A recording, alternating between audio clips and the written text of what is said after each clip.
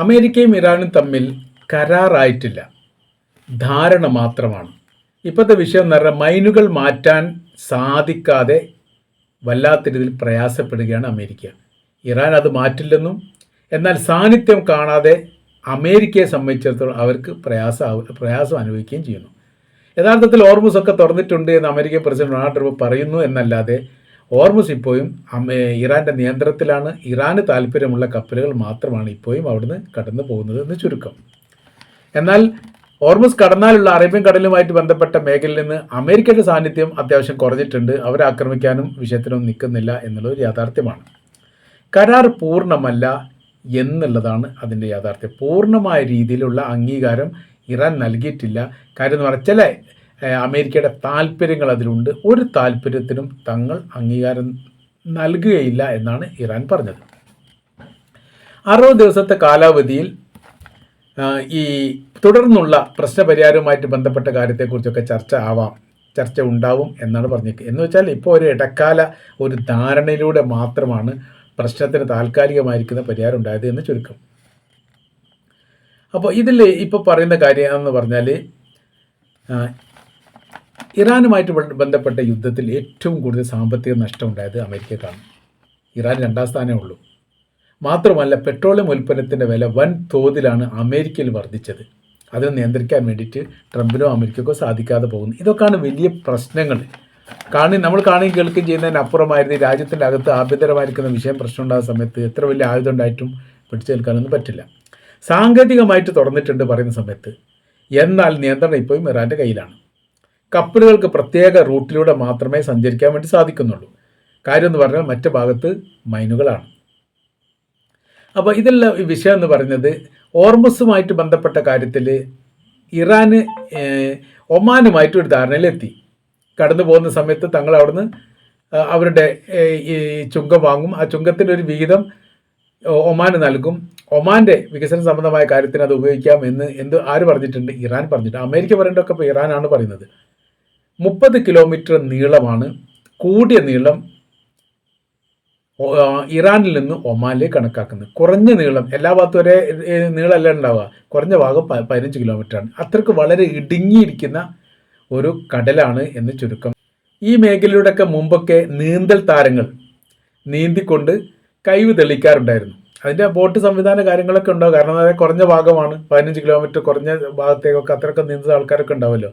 അതിന് അത്രയ്ക്ക് സൗകര്യമുള്ളതാണ്. നീളം നോക്കുന്ന സമയത്ത് 90 കിലോമീറ്ററാണ്. 90 കിലോമീറ്റർ നീളവും 15 മുതൽ 30 കിലോമീറ്റർ വരെ വീതിയുമുള്ള ഒരു ഇടുങ്ങിയ പാത.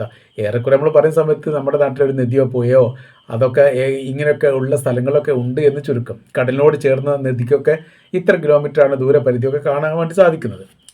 അപ്പോൾ ഇപ്പോഴത്തെ ഈ അമേരിക്കയിലുള്ള വിഷയം എന്താണ് നമുക്ക് നോക്കാം. അമേരിക്കയിൽ ഇപ്പോൾ പെട്രോളിയത്തിന് ഭയങ്കരമായ രീതിയിൽ വില കൂട്ടിക്കൊണ്ടിരിക്കുകയാണ്.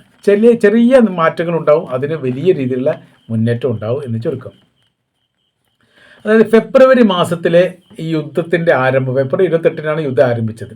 ആ സമയത്ത് അമേരിക്കയിലെ ഈ റെഗുലർ ഗ്യാസിലിൻ്റെ വില കണക്കാക്കുന്നത് $2.98 ഏകദേശം $3 അടുക്ക. $3 തുല്യമായ രീതിയിലാണ് ഒരു ഗാലനിനുള്ള വില കണക്കാക്കുന്നത്, അഥവാ $3. എന്നാൽ മാർച്ച് അവസാനത്തോടുകൂടി യുദ്ധത്തിൻ്റെ രൂക്ഷമായിരിക്കുന്ന ഈ ഭാഗങ്ങളെയാണ് ആ സമയത്ത് മാർച്ച് മാസത്തിലൂടെ കാണാൻ വേണ്ടി സാധിച്ചത്. ആ സമയത്ത് $4.11 കുതിച്ചുയർന്നു അവിടുത്തെ ഗ്യാസ് ലൈനിൻ്റെ വില. അഥവാ 38% വർധനവാണ് ഒരൊറ്റ മാസം കൊണ്ട് അമേരിക്കയിൽ ഉണ്ടായത്. അമേരിക്കയുടെ പ്രത്യേകത എന്ന് പറഞ്ഞാൽ ഏറ്റവും കൂടുതൽ പെട്രോളിയം കയറ്റി അയക്കുന്ന രാജ്യങ്ങളിൽ അമേരിക്കയുടെ പേരുണ്ട്. ഏറ്റവും കൂടുതൽ പെട്രോളിയം ഉണ്ടാക്കുന്ന രാജ്യങ്ങളിൽ അമേരിക്കയുടെ പേരുണ്ട്. അപ്പോൾ അത്രയും വലിയ സംവിധാന കാര്യങ്ങളുള്ള ഒരു രാജ്യത്തിന് പോലും പിടിച്ചു നിൽക്കാൻ വേണ്ടി സാധിച്ചിട്ടില്ല എന്നുള്ളതാണ്. അവിടെ അവസാനത്തിൽ മാർച്ച് കഴിഞ്ഞു, മെയ് മാസം ആയതോട് കൂടിയിട്ട് പിന്നീട് വില എത്ര വന്നു പറഞ്ഞാൽ $4.50 മാറി.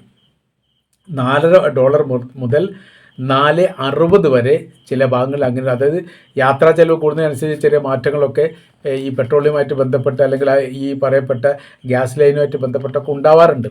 അങ്ങനെ മാറ്റം അവിടെ ഉണ്ടായിട്ടുണ്ടെന്ന് ചുരുക്കം. അപ്പോൾ ഇതിൽ ഒരു പ്രസക്തമായിരിക്കുന്ന ഒരു ചോദ്യമുണ്ട്. അഥവാ ലോകത്തെവിടെ യുദ്ധമോ കാര്യങ്ങളൊക്കെ ഉണ്ടാവുകയാണെങ്കിൽ പോലും അറേബ്യൻ രാജ്യങ്ങൾക്ക് സാധാരണഗതിയിൽ പെട്രോളിയത്തിന് വില കൂടാൻ വളരെ അപൂർവമായിട്ടാണ് 10 ഹലാല് എന്നൊക്കെ പറയുന്ന രീതിയിലാണ്, നമ്മൾ ഇവിടുത്തെ 10 പൈസ എന്നൊക്കെ പറയുന്ന രീതിയിലാണ് വില കൂടുക. 10 ഹലാല് അല്ലെങ്കിൽ 15 ഹലാല് 25 ഹലാലൊക്കെ കൂടിയ രീതിയിലൊക്കെ 10 വർഷത്തിനിടയിൽ 25 ഹലാലൊക്കെയാണ്, അതായത് നമ്മൾ 25 പൈസയൊക്കെയാണ് സൗദി അറേബ്യയിലൊക്കെ ഡീസലിനും പെട്രോളിനൊക്കെ വില കൂടുതൽ. ഇപ്പോഴാണ് കുറഞ്ഞ രീതിയിലൊക്കെ വില കൂടി തുടങ്ങിയത്. മുമ്പൊന്നും അങ്ങനെ ഉണ്ടായിട്ടില്ല. ഞാൻ നിൽക്കുന്ന സമയത്തൊന്നും നമ്മളൊരു 5 കൊല്ലത്തിനിടയിലൊന്നും 10 പൈസൻ്റെ വില കൂടിയത് പോലും നമുക്ക് പറയാൻ വേണ്ടി സാധിക്കുന്നില്ല. അതേപോലെ തന്നെയാണ് കറണ്ടിനും പൈസ അവിടെ കൂടാറില്ല, അതങ്ങനെ തന്നെ നിലനിൽക്കും. കുടിവെള്ളം പൈപ്പ് വെള്ളമാണ് വരുന്നത്, അതിനും വില കൂടാറില്ല, ഏറെക്കുറെ അങ്ങനെ നിലനിൽക്കും. ചില സമയത്ത് കുടിവെള്ളത്തിന് കൂടിയാലും കറണ്ടിന് കൂടാറില്ല എന്നുള്ളതാണ്. പിന്നെ കുറച്ചൊക്കെ കറണ്ടിനൊക്കെ മാറ്റങ്ങൾ വന്നു തുടങ്ങിയിട്ടുണ്ട് കേട്ടോ. പക്ഷേ ആദ്യത്തെ ഘട്ടത്തിലൊന്നും അങ്ങനെ ഒന്നും കാണാൻ വേണ്ടി സാധിക്കുകയില്ല. അതുപോലെ തന്നെയാണ് ഈ കുബൂസിന് ഇപ്പോഴും ഒരു റിയാലാണ്, അന്നും ഒരു റിയാലാണ്, 20 കൊല്ലം മുമ്പ് ഒരു റിയാലാണ്. അതിന് വലിയ മാറ്റങ്ങളൊന്നും ഇല്ലാന്ന് ചുരുക്കം. അപ്പോൾ ഇവിടെ ഇപ്പോൾ എന്താ സംഭവം എന്ന് പറഞ്ഞാൽ, അമേരിക്കക്ക് സ്വന്തമായിട്ട് ഇതിനെ കൺട്രോൾ ചെയ്യാനോ നിയന്ത്രിക്കാനോ അതുമായി ബന്ധപ്പെട്ട കാര്യത്തിന് വില കുറക്കാനോ ഒന്നും സാധിക്കുകയില്ല. പെട്രോളും ഒരു അന്താരാഷ്ട്ര വിപണിയാണ്, അന്താരാഷ്ട്ര മാർക്കറ്റാണ്. അതിൻ്റെ വില നിശ്ചയിക്കുന്നത് അന്താരാഷ്ട്ര മാർക്കറ്റുമായിട്ട് ബന്ധപ്പെട്ടതാണ്. അതിൽ ഓർമോസ് വലിയ പങ്ക് വഹിക്കുന്നുണ്ട്. ഓർമോസിൽ യഥാർത്ഥത്തിൽ ഈ പെട്രോളിയം ഉൽപ്പാദിപ്പിക്കുന്ന ഒരു മേഖല അല്ലല്ലോ ഓർമോസ്. ഓർമോസ് ഒരു വഴി മാത്രമാണ്, വഴിപോക്കൻ എന്നൊക്കെ പറയുന്ന പോലെ ഒരു മാർഗം മാത്രമാണ്. ഉൽപ്പാദിപ്പിക്കപ്പെടുന്ന വസ്തുക്കൾ യഥേഷ്ടം വിറ്റയക്കാൻ വേണ്ടിയിട്ട് യാത്ര ചെയ്യേണ്ട ഒരു മാർഗത്തിൻ്റെ പേരാണ് ഓർമോസ് എന്ന് പറയുന്നത്. അപ്പോൾ നമ്മുടെ കയ്യിൽ ഇഷ്ടംപോലെ വസ്തുക്കളുണ്ട് വിൽക്കാൻ വേണ്ടിയിട്ട്, അത് കൊണ്ടുപോകാൻ അതിൻ്റെ സംവിധാനങ്ങൾ, വാഹനങ്ങളോ കപ്പലോ അതുണ്ട്. പക്ഷേ എന്തില്ല, റൂട്ടില്ല, എത്തിക്കാൻ വേണ്ടി പറ്റില്ല. പിന്നെ ഈ ഉൽപ്പന്നം കൊണ്ട് കാര്യമൊന്നുമില്ലല്ലോ. അവിടെയാണ് ഓർമോസിൻ്റെ പ്രാധാന്യം വരുന്നത്. ഓർമോസ്, മിഡിൽ ഈസ്റ്റ്, ഒപെക് എന്ന് പറയുന്ന സംവിധാനങ്ങളെല്ലാം കൂടി സംയുക്തമായി ചേർന്നുകൊണ്ടാണ് വില നിയന്ത്രണവുമായിട്ട് ബന്ധപ്പെട്ട കാര്യങ്ങൾ ഏറെക്കുറെ രൂപമാകുന്നത്. ഓർമോസ് അതിൽ പങ്കാളിത്തം വഹിക്കുന്നത് ഇപ്പോഴാണ് വലിയ രീതിയിൽ. കാര്യം എന്ന് പറഞ്ഞാൽ അതൊരു സ്വതന്ത്ര പാതയായിരുന്നു ഓർമോസ് യുദ്ധത്തിന് മുമ്പ്. ഈ ഫെബ്രുവരി 28-നാണ് യുദ്ധം ആരംഭിക്കുക. അതിന് മുമ്പൊക്കെ ഒരു സ്വതന്ത്ര പാതയായിരുന്നു, അന്താരാഷ്ട്ര പാതയായിട്ടും അത് അറിയപ്പെടുന്നുണ്ട്. അപ്പോൾ അതിലൂടെ ഒരു കപ്പൽ പോവുകയാണെങ്കിൽ പോകുന്നു, തിരിച്ചു വരികയാണെങ്കിൽ വരുന്നു, അത്രേ ഉള്ളൂ. അതിൽ പങ്കാളിത്തമൊന്നും ആര് ചെയ്യാറില്ല, ഇറാൻ ചെയ്യാറില്ല. പക്ഷേ യുദ്ധം വന്ന സമയത്ത് അറ്റ കൈക്ക് എല്ലാ കാര്യങ്ങളും ഒരു പ്രയോഗിച്ചിട്ടുണ്ട്, അതിലൊക്കെ ഒരു ഫലം കണ്ടിട്ടുണ്ട് എന്ന് ചുരുക്കം. അപ്പോൾ ട്രംപിനെ സംബന്ധിച്ചിടത്തോളം ഒരു കാഴ്ചക്കാരനായി നിൽക്കുക എന്നല്ലാതെ ഈ വിഷയത്തിൽ ഒന്നും ചെയ്യാൻ വേണ്ടി പറ്റുന്നില്ല. കാര്യം സമാധാനമായി നിലനിൽക്കുന്ന ഒരു രാജ്യമാണ് അമേരിക്ക എന്ന് പറയുന്നത്. അമേരിക്കയിൽ ഈ ഒരു യുദ്ധം ആരംഭിച്ചതിന് ശേഷമാണ് പെട്രോളിയത്തിൻ്റെ വില കൂടുന്നത്. അവിടെയും കുറേ മനുഷ്യന്മാർ, സാധാരണക്കാരും പാവപ്പെട്ടവരൊക്കെ ഉണ്ടല്ലോ, അവരൊക്കെ ഈ പൈസ കൊടുക്കണമല്ലോ. അപ്പോൾ അതൊരു നിസ്സാരമായിരിക്കുന്ന ഒരു വിഷയമല്ല, വളരെ വളരെ ഗൗരവപരമായിരിക്കുന്ന വിഷയമായിട്ട് തന്നെയാണ് കാണുന്നത്. അപ്പോൾ എന്തുണ്ടായി, ഏതൊരു യുദ്ധം ഉണ്ടാകുന്ന സമയത്തും അമേരിക്കയ്ക്ക് ഒരു സ്വഭാവമുണ്ട്, അതിന് പിന്തുണ നൽകുക എന്നുള്ളത്. ഒരു ഭരണാധികാരി ഒരു രാജ്യത്തിൻ്റെ പ്രശ്നത്തിലൊക്കെ ഇടപെടുകയാണെങ്കിൽ, അത് ഏതൊരു വിഷയത്തിൽ ഇടപെടുകയാണെങ്കിലും അതിന് പിന്തുണയ്ക്കുക എന്നുള്ളത് സാധാരണ രീതിയിൽ അമേരിക്കയുടെ സ്റ്റൈലാണ്. എന്താണ് അവർ ആ സ്റ്റൈൽ പ്രയോഗിക്കുക എന്ന് പറഞ്ഞാൽ, ലോകാടിസ്ഥാനത്തിൽ അമേരിക്ക എന്ന് പറയുന്ന രാജ്യം എപ്പോഴും മേൽക്കോയ്മയുള്ള രാജ്യമായിട്ടും സർവാധിപത്യമുള്ള രാജ്യമായിട്ടും സൂപ്പർ പവറുള്ള രാജ്യമായിട്ടും നിലനിൽക്കണം.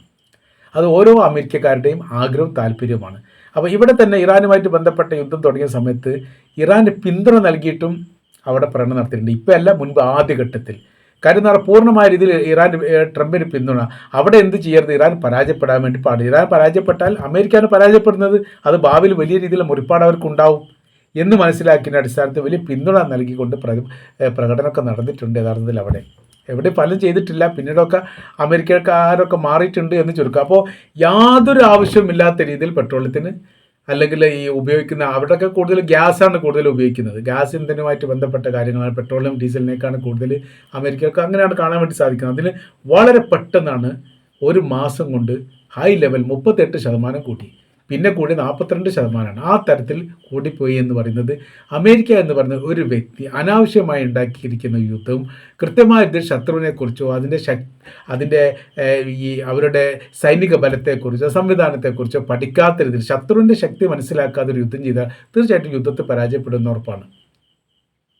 അപ്പോൾ ഇസ്രായേലിന് വേണ്ടി ചെയ്ത യുദ്ധം യഥാർത്ഥത്തിൽ അവർക്ക് തന്നെ ഇപ്പോൾ കുരിശായി മാറിയിരിക്കുന്നു എന്നുള്ളതാണ് ഇതിൻ്റെ യാഥാർത്ഥ്യം. അപ്പോൾ നമ്മൾ പറഞ്ഞു വരുന്ന വിവരം എന്ന് പറയുന്നത്, ലോകത്തെ നിയന്ത്രിക്കുന്ന രാജ്യം അമേരിക്കയാണെങ്കിലും അമേരിക്ക നിയന്ത്രിക്കുന്ന രാജ്യം അറേബ്യൻ രാജ്യങ്ങളാണ്. ഈ ചെറിയ കടലിടുക്ക് പോലെയുള്ള ഈ പ്രദേശമാണെന്ന് ചുരുക്കം. പെട്രോളിയം അത് തീർച്ചയായിട്ടും നിലനിൽപ്പുമായിട്ട് മനുഷ്യൻ്റെ ജീവൻ്റെ നിലനിൽപ്പുമായിട്ട് ബന്ധപ്പെട്ട് വളരെ പ്രധാനമായിരിക്കുന്ന ഘടകമാണ്.